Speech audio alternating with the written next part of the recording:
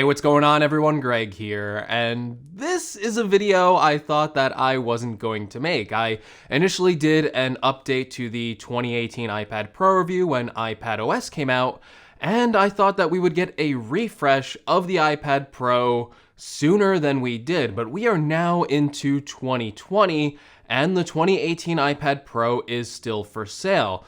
But on the horizon is a refresh of a iPad Pro with some new features, mainly a processor upgrade and a new triple lens camera system. So, as we're sitting here today in 2020, should you buy this current iPad Pro or wait for a potential refresh, which might actually happen pretty soon? Now, despite being an older product, and yeah, I know 2018 wasn't that long ago, but in the tech world where we move at this rapid pace of constant updates and refinements, that can feel like a long time. But even in 2020, the iPad Pro hardware still feels perfect. With a return to those flat slab edges that resemble the original iPad, although this time much, much thinner, combined with a display that goes more edge to edge, but still gives you enough bezel to grip it comfortably, and topped off with those rounded corners, yeah, this thing is an absolute beauty. Every time I pick up the iPad Pro, I'm reminded how good the Face ID sensor is.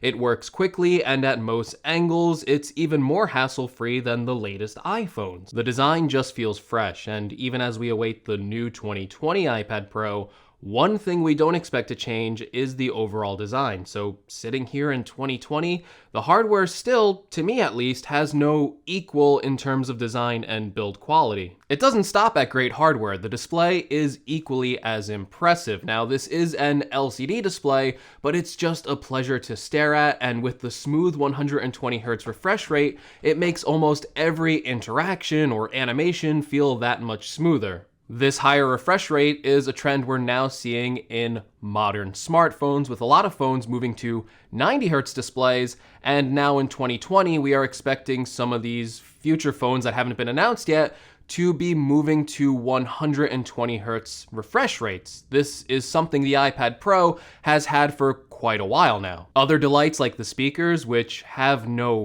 right to be this loud and clear in such a thin and small product, seemingly are, and they even outclass a lot of laptop speakers, believe it or not. Accessories like the Apple Pencil 2 equally feel just as well crafted, and magnetically attaching and charging on the top has worked out extremely well. And questions and concerns I had when I first saw this design, like having the Apple Pencil always charging on the device, I was worried that it might deplete the Apple Pencil's battery life. And to my delight, that hasn't been an issue at all. I haven't noticed any sort of irregularities in the battery life of the Apple Pencil, and it attaches perfectly on the iPad Pro, and I haven't lost it yet. The Smart Keyboard remains my lightweight travel companion for not only protecting the iPad Pro, but for also when I need to get some serious typing down. We've been hearing some rumors that the 2020 iPad Pro might have a revamped keyboard that uses scissor switch mechanisms, and I wonder if this might be a thicker style keyboard design similar to the bridge style of keyboards. Now, I like this flat Smart Keyboard because it is very lightweight, although there's no shame in having a few options out there. Nearly 2 years later in 2020, the iPad Pro hasn't slowed down at all for me. This iPad Pro still feels just as fast as the day I unboxed it. It still flies by all the normal apps most people would use on it, and handles multitasking with ease. Granted, I don't think I am using the full power of the iPad Pro. The most demanding apps that I use on the device are usually photo editing apps like Affinity Photo or Pixelmator Photo, as I find editing photos on the iPad with a touchscreen and the precision of an Apple Pencil to be an absolute dream. It's a very speedy workflow and much more fun than a traditional mouse or trackpad. I also use the new sidecar feature on macOS, which allows you to bring over the macOS desktop apps and either view or control them on the iPad using the Apple Pencil. This workflow allows me to work fast and easy, wired or wirelessly, and lets me get more precise with tools like the selection brush. I can even bring over Final Cut Pro 10 and get a glimpse of my favorite video editing software working directly on the iPad, Hopefully one day this is a native iPad program and one that is not exclusive on macOS. And speaking of video editing, this is something that I still have not fully grasped on the iPad. That's not to say the iPad isn't capable of it, and there's also some really great, powerful video editing software out there like LumaFusion, and it's also pretty inexpensive. My co-host Travis MCP of GadgetCast uses this program to edit all of his videos, so if you don't think you can use an iPad Pro for pro use cases, you are dead wrong. But it does require a different way of working and thinking, and it's still something that I struggle with because I'm used to programs like Final Cut Pro 10 on my Mac, which I have been using for years. And changing the way you do something is a large hurdle and one that I self-admittedly can't get over quite yet. Overall, the A12X chip, which again debuted in 2018, is still a powerful mobile CPU capable of punching well above its weight, and I have no doubt that Apple's claim that its performance is indeed better than 93% of laptops out there. So much so, in fact, that I'd really love to see Apple already use the A series of chips for their laptop lineup, especially for laptops like the MacBook Air, but I guess that's a topic for another video. But power is one thing and software is another. 2019 was a big year for the iPad because it was the introduction of iPadOS. This is the first time we saw Apple acknowledge that the iPad is a unique software experience that should have features that make sense on a larger display, separating it slightly from iOS on the iPhone. A lot of these iPadOS features implemented quality of life improvements like external storage support, which makes great use of that USB-C port, and even some basic mouse support. Other enhancements like a desktop class Safari have been an absolute godsend. Now I feel a lot less limited on using specific websites, and I'm able to access important tools like my full YouTube analytics. However, some of these paradigms have come under attack recently. iPad multitasking has been described as confusing and hard to access, but I honestly find it pretty simple and don't struggle with the multitasking gesture system. Although I have seen some concepts that introduces a contextual menu to enter the multitasking system rather than the current gesture-based system. And while I wouldn't want to see the current multitasking system completely destroyed, I could see some of these refinements being added to make it a more discoverable experience for other users. Refinements like that would be welcome, as well as an ability to get apps that aren't in the dock to be more easily accessed for multitasking. Personally, I would also like to see the ability to rescale these apps more than you currently can. Right now, you can only have 2 side-by-side apps and then a slide-over view. I would be more interested in seeing the inclusion of 3 apps side-by-side or a 4-square grid, especially on the 12.9-inch iPad Pro, where you have that extra display space. And while iPadOS and iOS 13 have finally changed the intrusive volume HUD, it is long past time that Apple changed the way it handles incoming calls, especially on the iPad's big display. There is no reason a FaceTime call should take up all of that display. It would be much better handled as a notification coming down from the top. Don't get me wrong, overall, I am pretty happy with the improvements made to iPadOS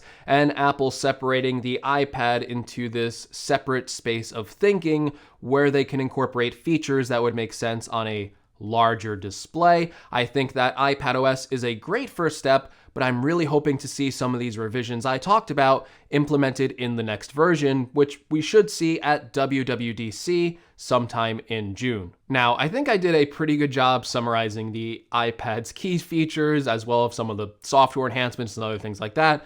Yes, the iPad has a camera. The front-facing camera is 7 megapixels. It is great for taking video calls and stuff like that. And yes, it does have a 12 megapixel rear camera, which is pretty decent. And you could even use this thing to record all of your videos on YouTube or something like that if you wanted to. Apple has even made some ads demonstrating that they made them entirely on the iPad Pro, from shooting them on the camera to editing them with inbuilt software. And hopefully I gave you a decent enough summary about this iPad Pro. Obviously, I have other iPad Pro reviews on this channel. This product has been out since 2018, so if you want more in-depth information, I would recommend checking out those videos. But the ultimate title of this video was addressing whether or not you should buy this 2018 iPad Pro right now in 2020, or if you should wait for the next revision. I say that because as far as we know, there is a rumor that the new iPad Pro will be available within the 2020 timeframe, and maybe as soon as March of this year.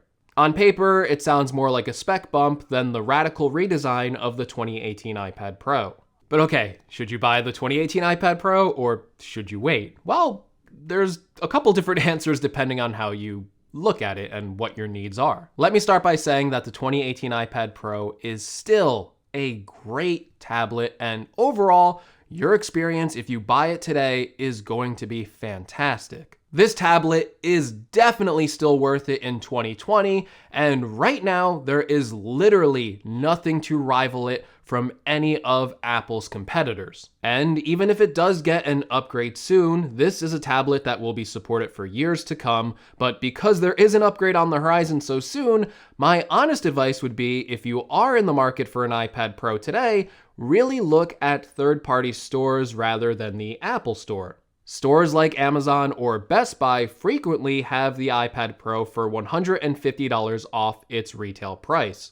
And $150 off this device is a great deal. Also take into account that when the new iPad Pro launches, it could very well be even more expensive than these current iPad Pro models. And it certainly won't see the current price cuts that these iPad Pros are getting, at least for a few months. So ultimately, in summary, if you want an iPad Pro today and you want it at a discount, my advice would be to go ahead and pick it up, especially if you can get it for $150 off.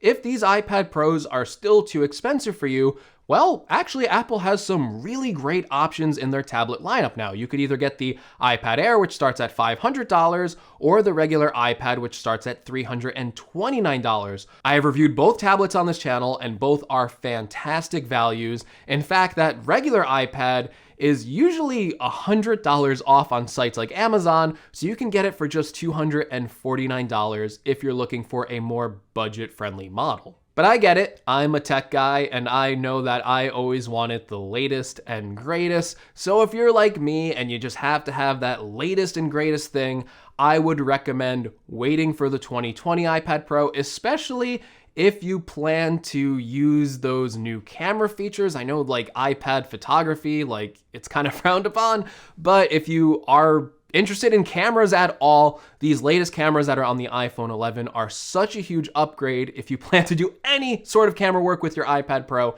definitely wait. Or if you just have to have the most powerful processor available, wait for the 2020 iPad Pro. We should be getting it sometime in 2020. All right, everyone, and that's going to do it for this video. Hopefully it helped you out if you were deciding if you should buy an iPad Pro or if you should wait for the next model. If you like this video, make sure you give me a like. If you want to see more from my channel, well, make sure you're subscribed. Also, be sure to let me know what you think of the iPad Pro in the comments below. And if you want to connect more with me, make sure you follow me on Twitter. And if you want to support the channel in any way, like buying any of these iPads that I mentioned in this video, I will leave affiliate links in the description. And as always, thank you so much for watching, and I will see you all in the next video. Take care, everyone.